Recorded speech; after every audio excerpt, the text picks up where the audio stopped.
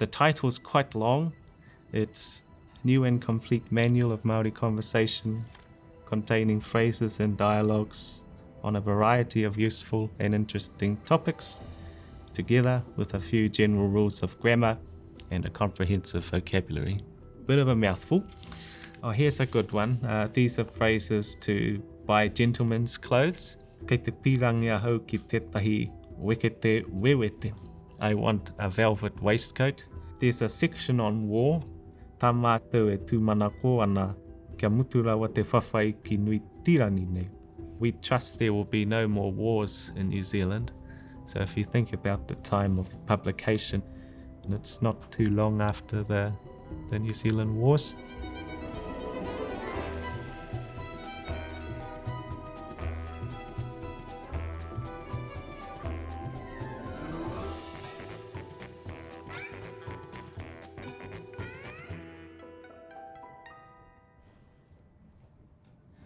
So the two books I have in front of me are phrase books. The one on my left is the original edition. It was published in 1885. The preface starts off by saying, having often heard people express astonishment and disappointment at not being able to procure any book that would help them to acquire a little practical knowledge of the Māori language, we have thought that a small pocket conversation book might be welcome and have set to work to write it. We have no pretension to give anything complete or perfect. Our only object is to give people who have no time to sit down and study at length a chance of being able to understand the most useful topics and to ask for the most necessary things. The phrase book was written by Suzanne Aubert, who was a religious sister. Suzanne Aubert was born in France in 1835, and she had a Catholic upbringing, and she came out to New Zealand at the request of Bishop Pompelia in 1860. She was about 25. Her original Māori teacher was a woman named Peata, who was Ngāpuhi, the first Māori woman to be baptised Catholic by Pompelia. I knew of Suzanne Aubert as a child because at our house there was a photo of her.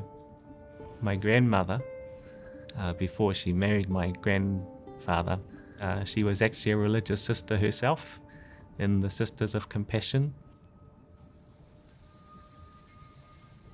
This is the first phrase book we are aware of. Very much a compilation of Suzanne Aubert's study of the language.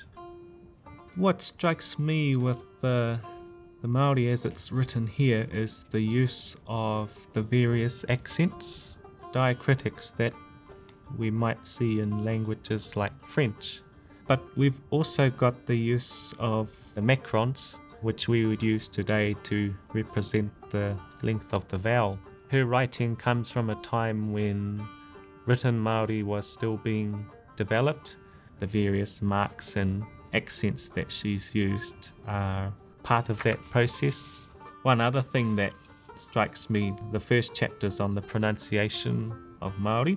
The letter A has three sounds. First, the slender, as in cab, example, capiti. Second, the broader, as in rather, example, kawa. Or third, the full broad, as in tall, example, mama. I think market and trade is an interesting section. So we've got kua hoki anō te utu o te praoa. E rua tekau paona mo te tana, mo te tuatahi, ko tahi tekau mā waru herini mo te tuarua. Flour has again gone down in price, the total quotations being £20 per tonne for fine, or 18 shillings for second quality. And you've got all sorts of prices here for things like potatoes. So potatoes per tonne were apparently £3 10 shillings. Barley by the bushel was 3 shillings. Things like kauri gum, flax, hemp, oats and timber. Having all these goods and their respective translations gives us an insight into the commerce of the time. What I have in front of me now is the second edition of the original Obeah phrasebook, and so this one has a new title, quite a bit shorter.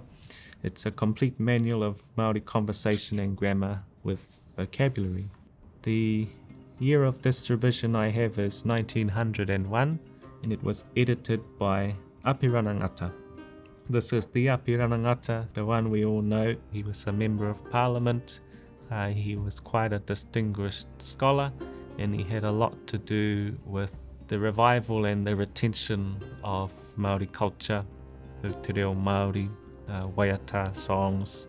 The prominence of the book was probably enhanced by having his name attached to it. Although there's no mention of Obeah, it is basically the same phrasebook. The basic scenarios are the same. I think the first difference that caught my eye was his suggestion for the pronunciation of A.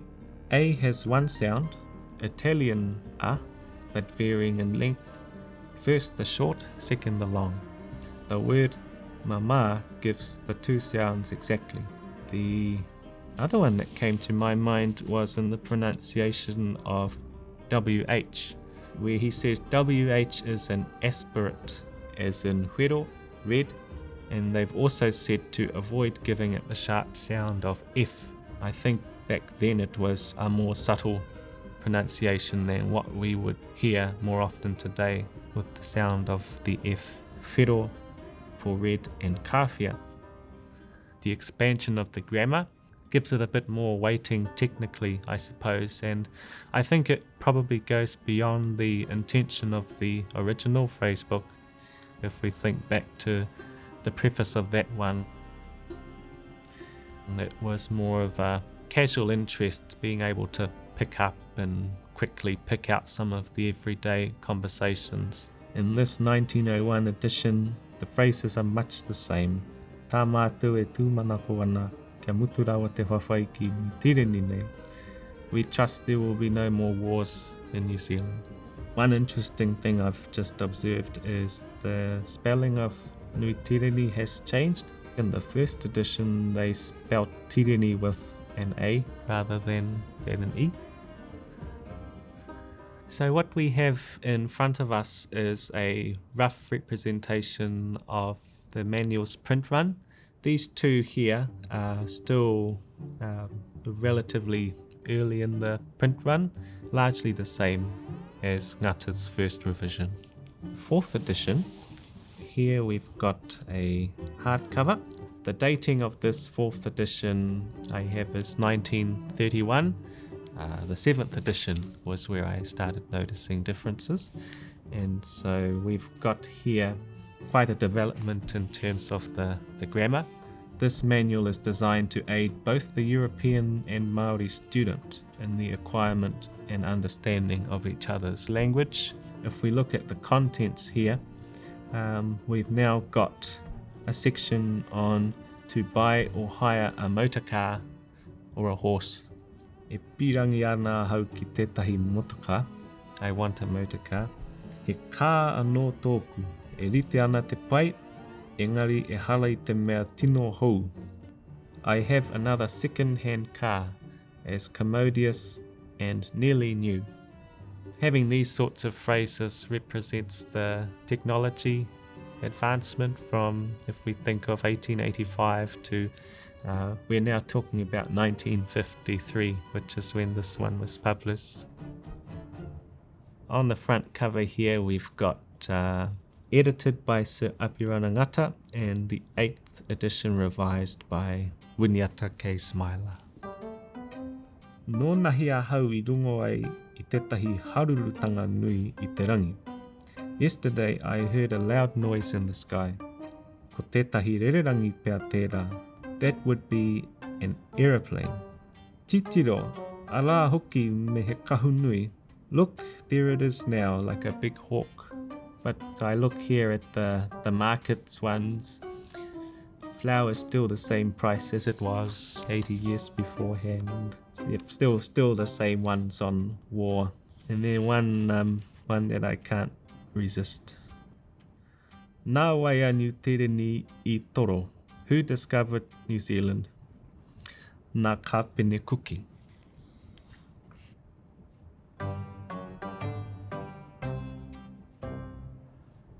Ko tēnei kohinga o te tā Māori, e timatai ana I te wā moata. E timatai ana kei roto I te akinga tai o te whakapono, I te wā tuatai, ko haramai nei ana ngā taia ki wene ākau. Kei roto I wena mea ko ngā whakaro, te hinengaro, o rātou mā, o ngā mihinare, me tō rātou nei ākoranga kei roto I te whakapono o te karaiti. We tahi atu o ngā maramara kei roto I tēnā kohinga e tautoko mai ana ngā āhua ke atu ki tēnā o ngā mea e waihohanga atu he kāwai hakahike o tēnā mōhioranga o te hakarereke e tanga o te ao Māori ke tahure ana ki tēnā o te ao nui. We have one of the most substantial collections concerning Māori printed material. So there is great scope and it will continue to grow that way. I think the print run speaks for itself. We're talking about 80 years here. The question of authorship does come up here. You know, Suzanne Aubert, who's already held in high esteem by the Māori communities, especially in the likes of Hiruharama and Wanganui, it's only right and appropriate that she has acknowledged her work and scholarship and her publication that is the reason that all these other ones can exist. And I quite like myself trying to go back to the old sources because they give us a better idea of where the more recent sources have come from, almost like a whakapapa of how we understand te reo Māori and how it's taught and learned.